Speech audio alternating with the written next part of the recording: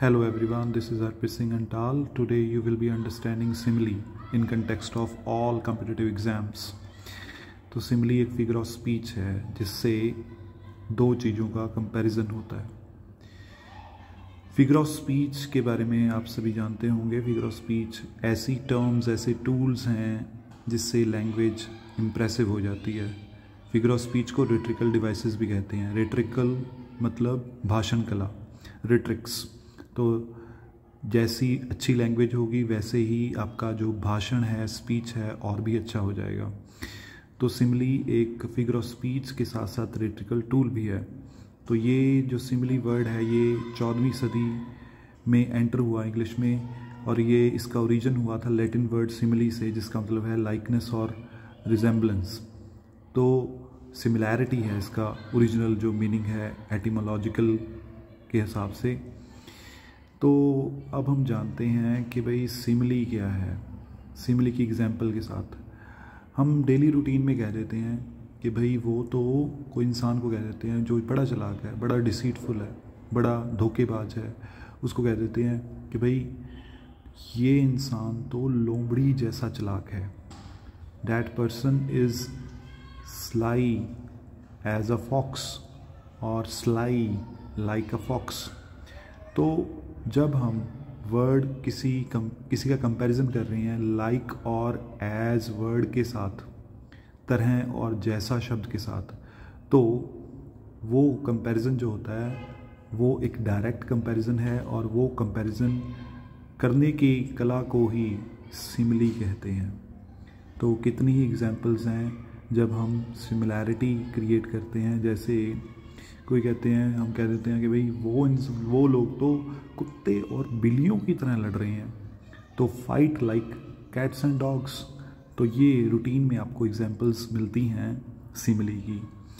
तो सिमिली का जो कंपैरिजन है नेटिक के पॉइंट ऑफ व्यू से देखें, थोड़ा डेप्थ में जाएं, तो सिमिली एक एक्सप्लिसिट कंपैरिजन है, एक डायरेक्ट कंपैरिजन है.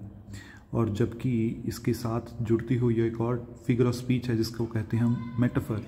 मेटाफर एक इम्प्लिसिट कंपैरिजन वहाँ पे मिलता है, इनडायरेक्ट कंपैरिजन वहाँ पे आपको मिलता है. सेम उदाहरण है, देखिए शी इज़ लाइक बफलो. आपने लाइक वर्ड यूज़ किया तो लाइक वर्ड तो हमेशा सिमिली में ही आता है, वो भैंस के समान है.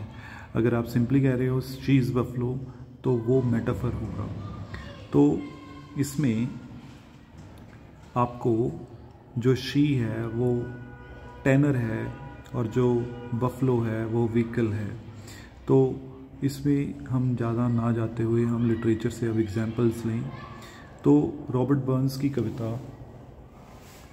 अ रेड रेड रोज़, उसमें वो अपने प्यार को एक लाल गुलाब की तरह मानता है. Oh my love is like a red red rose. इसी तरह से पीवी शैले ने स्काईलार्क टू अ स्काईलार्क कविता में स्काईलार्क का कंपैरिजन एक कवि से किया है. Like a poet hidden in the light of thought singing hymns unbidden. तो कहता स्काईलार्क तुम तो एक कवि की तरह हो जो कि अपने विचार की रोशनी में छिपा हुआ है. और डैफोडिल्स में तो जो डैफोडिल्स फूल हैं उनका उस कविता में कवि कह रहा है I wandered lonely as a cloud that floats on high over vales and hills. कहता मैं अकेला बादल के समान उड़ रहा हूँ, बादल के समान, एज अ क्लाउड, है ना. तो एज अ क्लाउड यहाँ पे कंपैरिजन शो कर रहा है, सिमिली शो कर रहा है. तो भाई ये था आपका सिमिली. यहाँ पे अब कुछ MCQs आ गए हैं, आप बड़े ही आराम से सिमिली का आंसर ढूंढ पाओगे. देखो मैच द फॉलोइंग है, तो इसमें आप देखो एज और लाइक वर्ड बस आपने ढूंढना है. तो यहाँ पे देखिए इम्पेशेंट एज द विंड, तो impatient as the wind, as या लाइक आपने ढूंढना है. तो यहाँ पर आपको सिमिली का आंसर थर्ड ऑप्शन मिल गया. आगे क्वेश्चन आया हुआ है नेट में, कहता metaphor differ from simile in that. Metaphor differ Metaphor differ from simile in that a comparison in metaphor is usually implicit whereas in simile it is explicit. याद रखना है कि जो metaphor है उसका comparison जो है हमेशा आपको implicit मिलेगा, indirect मिलेगा, और simile का जो comparison है आपको direct मिलेगा.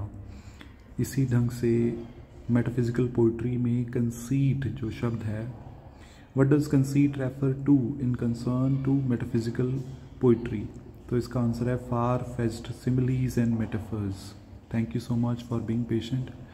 Please share this video and if you want any guidance related to NET you can contact me. Thank you so much.